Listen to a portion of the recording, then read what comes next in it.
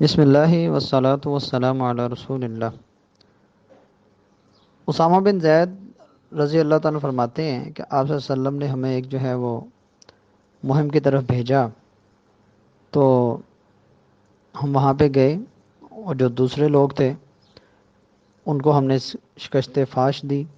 ٹھیک ہے جی، کہہ رہے ہیں کہ ایک میں اور میرے ایک انصاری دوست تھے، ہم ایک بندے تک پہنچے نا، جب ہم نے اس کا گھیراؤ کیا تو اس نے لا الہ الا اللہ نکلمہ پڑھنا شروع کر دیا۔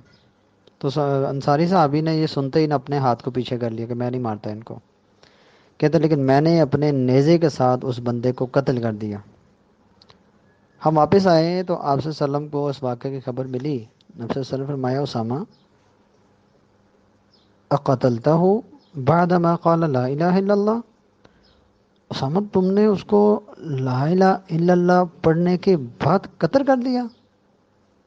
میں نے عرض کیا کہ اے اللہ کے رسول، اس نے اسے صرف جان بچانے کے لیے کلمہ پڑھا تھا۔ آپ نے پھر فرمایا کہ تم نے اس کو لا الہ الا اللہ پڑھنے کے بعد قتل کر دیا۔ اور حدیث کے الفاظ ہیں کہ وہ کہتے ہیں کہ نبی صلی اللہ علیہ وسلم اس کلمے کو، اس جملے کو بار بار دہراتے رہے کہ تو نے لا الہ الا اللہ پڑھنے کے بعد اسے قتل کر دیا، لا الہ الا اللہ پڑھنے کے بعد قتل کر دیا۔ کہتے ہیں میں اتنا پریشان ہوا حتی تمنیت کہ میری خواہش یہ ہوئی کہ کاش میں لم اکن اسلمت قبل ذلک اليوم، کاش کہ میں اس سے پہلے میں مسلمان ہی نہ ہوا ہوتا۔ یعنی آپ صلی اللہ علیہ وسلم اتنے ناراض ہیں، مقصد یہ تھا بات کا۔ بخاری شریف کی روایت ہے جی، یہ روایت بخاری شریف کی روایت ہے۔ اور مسلم شریف کی روایت میں تو الفاظ یہ ہیں کہ آپ نے فرمایا کہ کیا تو نے اس کے دل کو چیر کے دیکھ لیا تھا، کہ تو نے اس کے دل کو چیر کے دیکھا تھا، کہ تجھے پتہ ہے کہ تجھے یعنی اس نے کلمہ جو ہے وہ پڑھ کے جو ہے وہ اس وجہ سے کلمہ پڑھا اس نے کہ وہ تلوار کے ڈر سے۔ ٹھیک ہے جی، اس طرح کے الفاظ ملتے ہیں روایات میں۔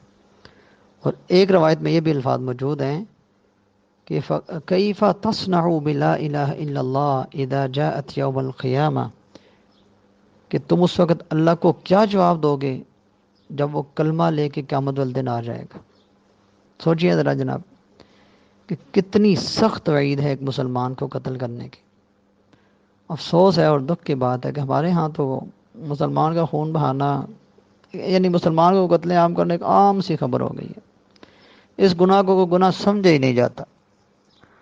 اخبارات مطلب دیکھ لیجئے، نیٹ ورک، فیس بک، ٹویٹر، ایک ایک چیز، یوٹیوب دیکھ، کتنی ایسی سٹوریاں ہوں گی، فخر سے بتا رہے ہیں ہم نے یہ کیا، ہم نے یہ کیا، ہم نے یہ کیا۔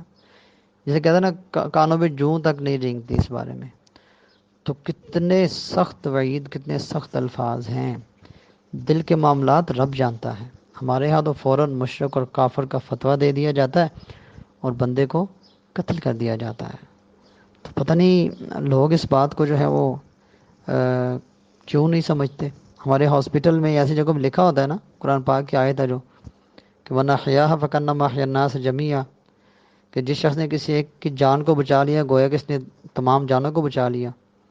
لیکن اس سے پہلا ٹکڑا کیا ہے کہ اس پہ کسی نے غور کیا ہے کہ من قتل نفسا بغیر نفس او فساد فی الارض فکأنما قتل الناس جميعا، پہلے یہ ذکر ہے اس میں کہ جو شخص کسی نفس کو بغیر کسی نفس کے بدلے یا زمین پہ فساد پھیلانے کے بدلے یعنی قتل کر دینا، تو گویا اس نے تمام انسانیت کو قتل کر دیا، تمام لوگوں کو قتل کر دیا۔ تو کلمہ پڑھ کے بندہ جو ہے وہ تو امن میں آ جاتا ہے، لیکن اگر ایک مسلمان اس پرامن مسلمان کو جو ہے وہ قتل کر دے تو بہت بڑا گناہ ہے، اور آپ صلی اللہ علیہ وسلم کی سخت وعید ہے اس بارے میں۔ تو ہمیں ان معاملات پہ بہت زیادہ توجہ رہنی چاہیے۔ ہماری گفتگو میں اشتعال انگیزی نہیں ہونی چاہیے، ہماری گفتگو میں فرقہ واریت نہیں ہونی چاہیے، ہماری گفتگو میں کفر اور شرک میں جو فتوے ہیں یہ نہیں ہونے چاہیے۔ بعض اوقات جو قتل ہوتے ہیں نا جی، اس میں وجوہات میں سے بنیادی وجہ یہی ہوتی ہے کہ میں مسلمان اور دوسرے فرقے کا بندہ کافر ہے۔ تو اس حوالے سے ہمیں بہت احتیاط کی ضرورت ہے۔ اللہ تعالی ہمیں عمل کی توفیق عطا فرمائے جی۔